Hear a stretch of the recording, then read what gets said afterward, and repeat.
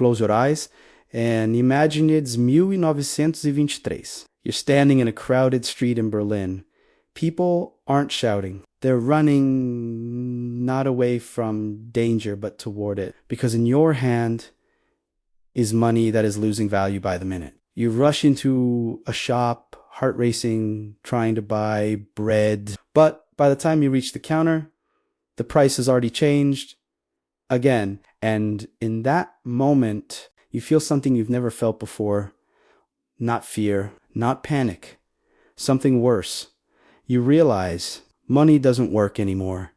This actually happened, not in some distant fantasy, not in theory, but in real life, to millions of people. And the terrifying part is, it didn't start like this. Because collapse never does.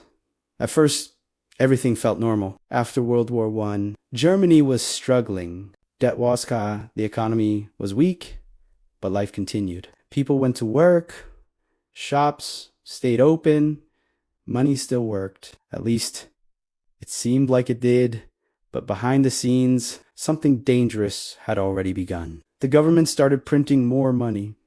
Not all at once. Not enough to cause panic, just enough to help.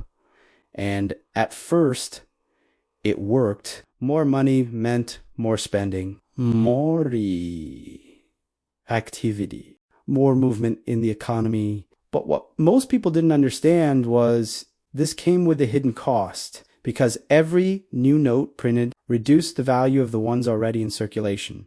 Slowly, quietly, almost invisibly. But then it started accelerating. By 1922, prices were rising faster. People noticed, but they adapted, they adjusted. They still trusted the system. But then came 1923, and everything broke. Prices didn't just rise anymore. They exploded. Bread that cost 250 marks suddenly cost thousands, then millions, then billions, and it didn't take years. It took days, sometimes hours. Workers were paid twice a day, not as a bonus, but as survival.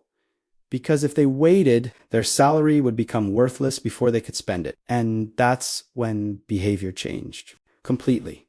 People stopped saving. Saving made no sense. Why keep money that loses value every minute? Instead, they spent everything immediately. Whatever they earned, they used as fast as possible. Because holding money meant guaranteed loss.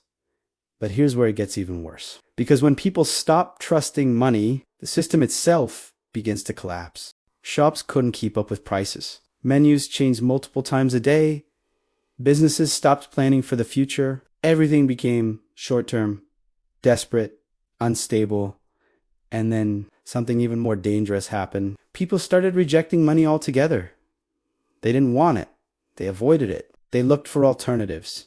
Food, fuel, anything real. Because once trust disappears, money becomes useless. And this is the moment every collapse reaches. Not when prices rise, not when governments panic, but when people realize this system no longer works. But here's the part most people never learn. Because not everything collapsed. While paper money became worthless, something else was happening at the same time. Real assets, things that couldn't be printed, started holding value. Some even increased, because in a collapsing system, the rules change. It's no longer about numbers on paper. It's about reality. What you can hold, what you can trade, what people actually need. And those who understood this early survived, not because they were lucky, but because they were positioned differently. They didn't rely entirely on the system, and that made all the difference. Now here's the uncomfortable truth. This wasn't a one-time event. It didn't just happen in Germany. It happened again and again in different countries, different times, but always following the same pattern. Debt increases. Money printing begins. Inflation rises. Trust weakens. And eventually, the system breaks. And today, some of those early signs are starting to appear again. Rising debt, expanding money supply, persistent inflation. Now, this doesn't mean the same collapse will happen tomorrow, but it does mean one thing: the system is not invincible, because no system is. And history proves that again and again. The real question isn't, will this happen exactly the same way? The real question is, if things start to break, will you recognize it early? Because by the time it becomes obvious, it's already too late. That's how collapse works. Slow enough to ignore, fast enough to destroy. And the difference between those who survive and those who don't is simple. They see it before everyone else does.